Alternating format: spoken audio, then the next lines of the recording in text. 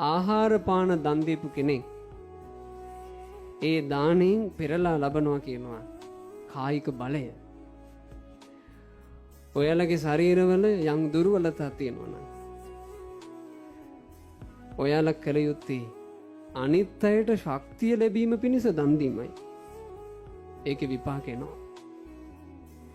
ශරීරවල ලස්සන සම්බන්ධයෙන් පසුතැවිලි ඉන්න අය සමහරුන්ට ගොඩාක් ධනෙ තියෙනවා, වස්තුව තියෙනවා, හැබැයි හිතේ සැනසෙල්ලක් නැහැ. රූපේ මදි.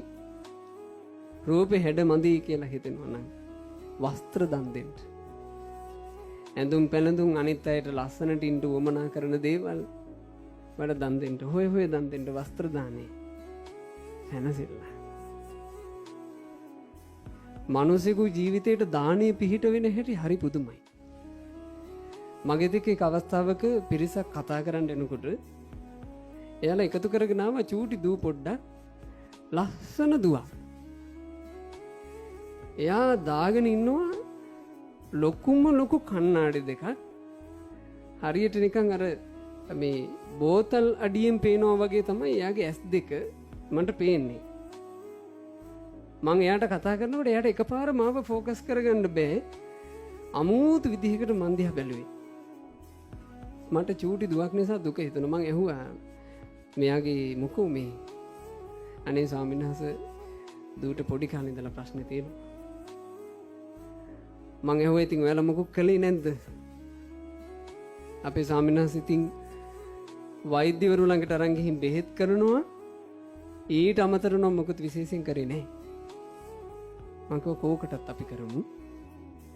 සෑරජානන් වහන්සේ නමකට ආලෝක පූජාවක්. ආලෝක පූජාව කියලා කියන්නේ ඇස් දන් දීමයි කියලා බුද්ධ දේශනාවේ තියෙනවා. ආලෝකේ යමෙක් දෙනවා නම් ආලෝකය දෙන්න කැමති කෙනා ඒ ආලෝකයේ දීමෙන් දෙන්නේ ඇස් දන් දීමයි. දැන් ඇත්තටම පින්වතුනි හිතන්නකෝ අද ලයිට් ගියා නම් එකපාර අපේ ඇස් තිබ්බට අපිට මේ පරිසරේ නොපෙනියන ඕනේ. එතකොට මේ ආලෝකයෙන් තමයි අපට ඇස් ලැබිලා තියෙන්නේ නේ. මං කව ලෝකයට ආලෝකය ලබා දුන්නේ අපේ බුදුරජාණන් වහන්සේනේ. ඒ බුදුරජාණන් වහන්සේගේ ධාතු සෑයකට අපි දූගේ නමින් ආලෝක පූජාවක් කරමු. ඒ දෙමව්පියන්ට මම ඒකට අවස්ථාවකුත් හදලා දුන්නා.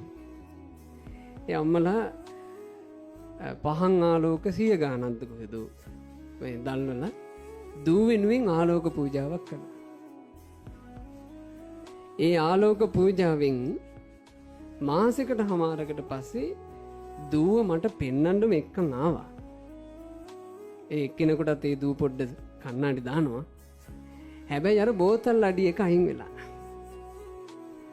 ඊට වඩා චුට්ටක් තුනීකමින් අඩු යම් පමණකට හොඳ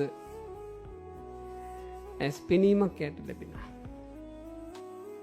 මම ඒ දෙමව්පියන්ට අවස්ථාවක් හදලා දුන්නා. නිරන්තරයෙන් සෑයක ආලෝක පූජාව ලැබෙන විදිහට ඔය සෑයේ දල්වන මේ ෆ්ලෑෂ් ලයිට් ආන් ඒවට යම් දායකත්වයක් දරලා හෝ එහෙම හදලා හෝ යමක් කරගන්න කියලා. ඉතින් මම දන්නේ නෑ ඒගොල්ලෝ ඒක කරාද නැද්ද කියලා.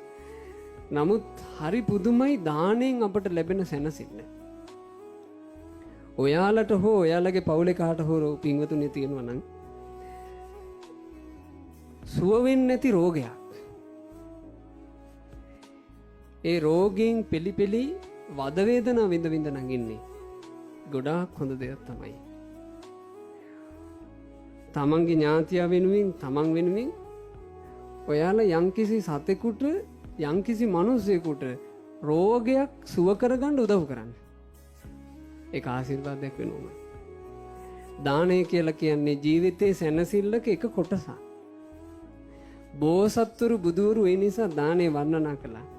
හැම කල්හිම ලෝකේ නුවණැත්තෝ දානේ වර්ණනා කරනවා.